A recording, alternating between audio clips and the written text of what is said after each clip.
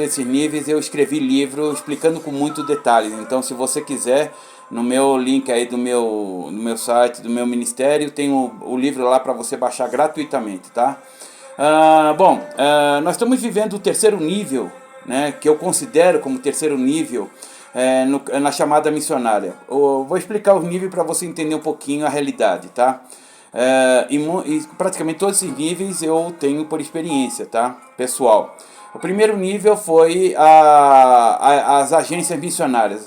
Deus permitiu criar agências missionárias porque a igreja não estava preparada para administrar aqueles que estavam sendo enviados, que estavam sendo chamada missionária, né?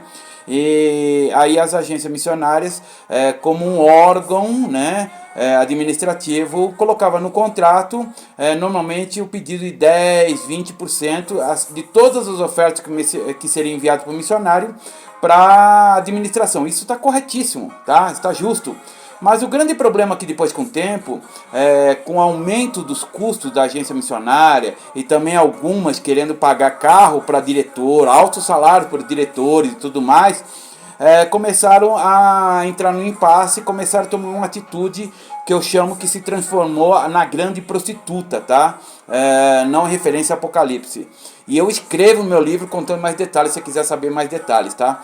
Por quê? Porque a maioria das agências pega o missionário jovem da igreja, tem um contrato com a igreja, ou com as igrejas que o missionário tem contato, administra esse dinheiro para ser enviado. Chega no país que o missionário vai, ele não escolhe, a maioria das vezes o missionário não escolhe o país, tá? E não escolhe a obra, ou seja, fica totalmente a dependência da agência missionária. E aí vamos dar um exemplo, ele vai para um país, a agência missionária aluga uma casa, coloca um líder lá para administrar, coloca os projetos lá, e o missionário vai fazer o projeto dos outros, nunca o projeto dele.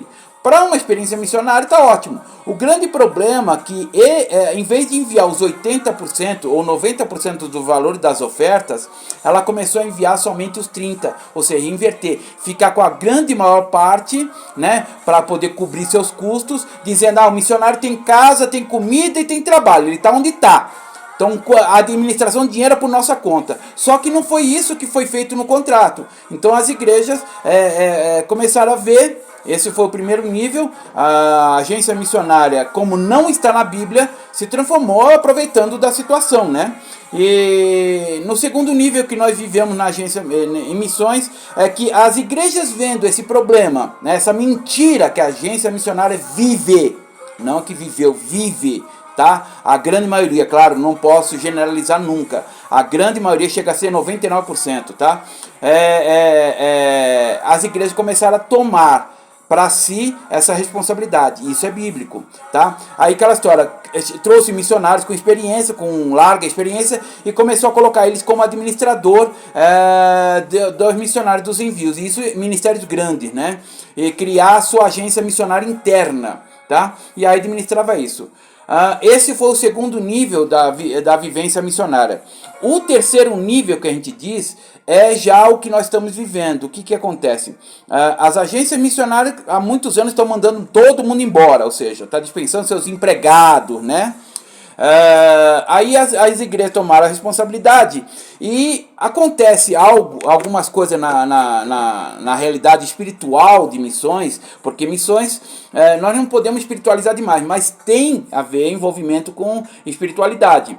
E o que acontece? As grandes igrejas começaram a ver que uma igreja fundada por um missionário, ela tem um mistério que eu mesmo não consigo entender, mas ela nasce autônoma. Ela nunca vai ser uma filial da matriz.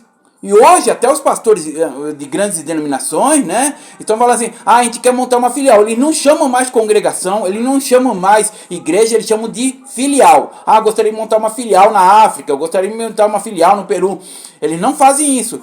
Por quê? Porque a mentalidade é o seguinte, eles estão investindo na igreja para depois ter retorno. Né? Como vou dar um exemplo na minha denominação, não na minha igreja, na minha denominação, que eles falam assim, algumas Assembleias de Deus permite deixar 10%, 20% com a igreja para administrar a igreja e toma os 80%. Tem outras que faz até um pouco mais justo, que pede O dízimo dos dízimos também é bíblico. Então, ou seja, o dízimo da igreja volta para a sede para poder administrar outras igrejas, a formação de outras igrejas.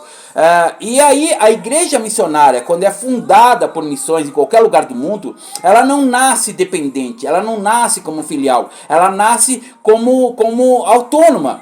Isso eu não consigo explicar, tá? E aí aquela história, as igrejas grandes começaram a ver que isso não dá lucro, não tem lucro. Porque ela nunca vai retornar o dinheiro investido para ela. E as igrejas não estão pensando, não, vamos montar para o reino de Deus. Não estão pensando mais isso. E aí aquela história, estão deixando de sustentar e enviar missionários. Aí o pessoal fala, nossa, a igreja está perdendo foco. Sim, por causa dessa mentalidade empresarial. Tá? Então, hoje eu conheço, como eu e vários outros missionários, vive a chamada missionária autonomamente. Né? Isso é bom? Não. Problema? Mas eu vejo que é um trabalho de Deus para que a gente fique realmente 100% na dependência de Deus. Tem muita gente que fala assim, eu sou dependente de Deus, mas com salário mínimo, com uma casa própria, com um carro, isso é fácil. Mas quero ver quando você não sabe que almoço você vai ter, se você vai conseguir pagar as contas, porque não tem nada fixo, não tem uma oferta constante, ou seja, um salário.